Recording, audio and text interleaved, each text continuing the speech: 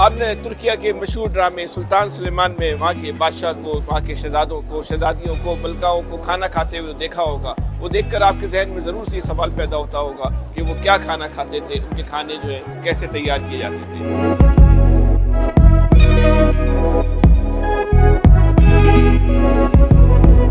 آج ہم آپ کو ترکیہ کے ایک ایسے انوکھے اور منفرد ریسٹورنٹ میں لے کر آئے ہیں جہاں پہ صرف وہ کھانے تیار کیے جاتے ہیں جو عثمانی بادشاہ کھایا کرتے تھے. وہ عثمانی بادشاہ کیا کھانا کھاتے تھے، ان کے کھانے کیسے تیار کیے جاتے تھے، آج ہم کو دکھاتے ہیں.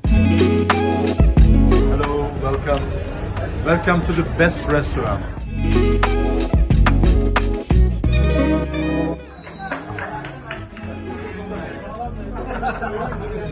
Hello, my name is Necati Yılmaz.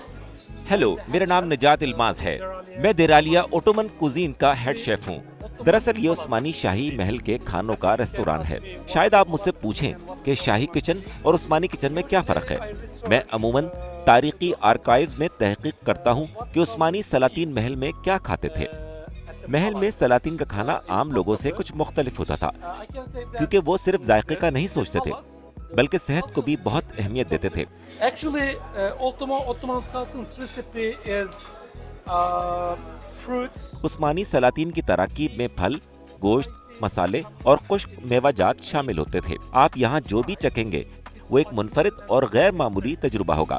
Actually, in my restaurant, اپنے ریستوران میں 15ویں، 16ویں اور 17ویں صدی کے روایتی شاہی پکوان تیار کرتا ہوں. 15ویں صدی کے پکوان خاص طور پر منفرد ہیں the Sultan Mehmet is conqueror. کیونکہ سلطان محمد فاتح جنہوں نے استنبول فتح کیا انہوں نے مچھلی کھانا شروع کی تھی. میرے پاس سلطان محمد کے کچن کی خاص تراکیب بھی موجود ہیں. From the Sultan Mehmet's kitchen. Also, the magnificent Süleyman. اسی طرح 16ویں صدی میں سلطان سلیمان عالی شان کے دور کے بھی بہت سے شاندار پکوان میرے پاس ہیں. Süleyman and his period. کیونکہ سلطان سلیمان کا دور عثمانیہ سلطنت کے عروج کا زمانہ تھا. معیشت، طاقت، ثقافت اور یقیناً کچن، ہر شعبے میں وہ دور انتہائی شاندار تھا. They have really nice dishes. میرے پاس 16ویں صدی کے بہت ہی بہترین پکوان موجود ہیں. سب سے پہلے گوس کباب یعنی ہنس کا کباب جو براہ راست سلطان سلیمان کے دسترخوان سے لیا گیا ہے. میں ہنس کے گوشت کو باریک کر کے فیلو پیسٹری میں لپیٹتا ہوں اور اسے خشک میووں اور پودینے کی چٹنی کے ساتھ پیش کرتا ہوں. With some mint sauce. میرے پاس کچھ بہت دلچسپ ڈشز بھی ہیں جیسے بھرے ہوئے سیب، بھری ہوئی دہی اور بھرا ہوا خربوزہ. ایک بہت دلچسپ پنیر رول بھی ہے جسے میں ڈیپ فرائی کر کے شہد کے ساتھ پیش کرتا ہوں. I mean, cheese roll. I cooked in deep fry and I served it with the honey. میرے پاس مختلف قسم کی مٹھائیاں بھی ہیں مثلاً لیوزین نامی حلوہ. 1539 میں سلطان سلیمان کے 2 بیٹوں کی تقریب ہوئی تھی اور اس موقع پر پورے اناطولیہ اور ادرنا میں یہی لیوزین حلوہ تقسیم کیا گیا تھا. Anatolian and Edirne. Also, which is interesting, mutancana.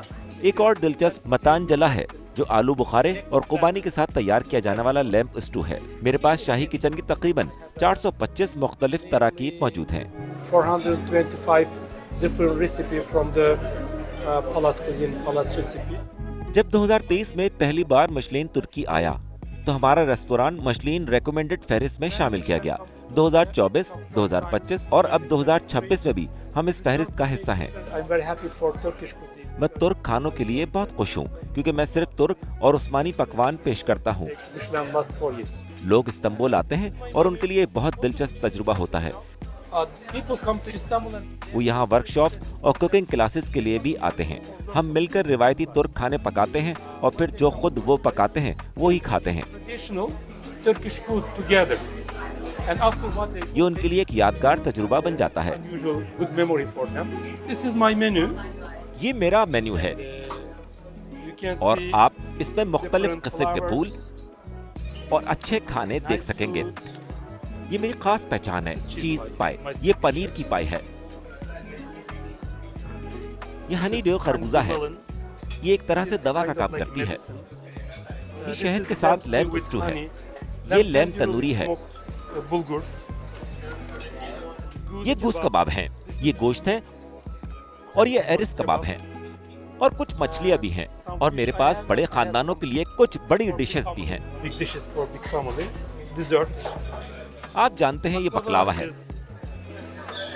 If you ask me give me one dishes from the अगर आप मुझसे पूछें कि तुर्क किचन की सबसे खास डिश कौन सी है तो मैं कहूँगा बकलावा। baklava is first because baklava mean like बकलावा दरअसल तुर्क किचन की पहचान है। ये वाकई बेमिसाल मीठा है।